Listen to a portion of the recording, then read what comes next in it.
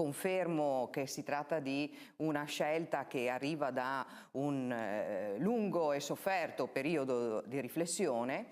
che per tutta una serie di ragioni che sono state ben indicate e motivate in primis a chi di dovere nella giornata di ieri,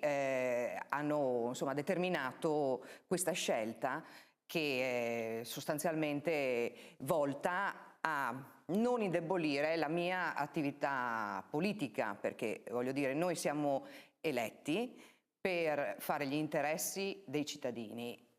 Quindi tempo e energie devono essere a questo dedicate, non certo a continuare magari a perdere tempo, appunto energie in situazioni che non lo meritano. Ringrazio il presidente Massimiliano Fedriga, l'assessore Zilli, il capogruppo Antonio Caligaris per le parole che hanno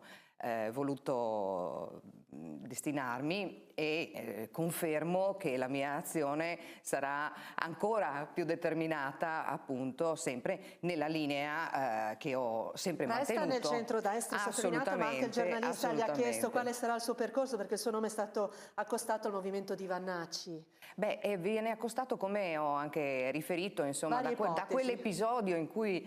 sono cambiate le insegne della sede di Latisana a insomma, varie forze politiche. Allora, intanto adesso c'è questo step importantissimo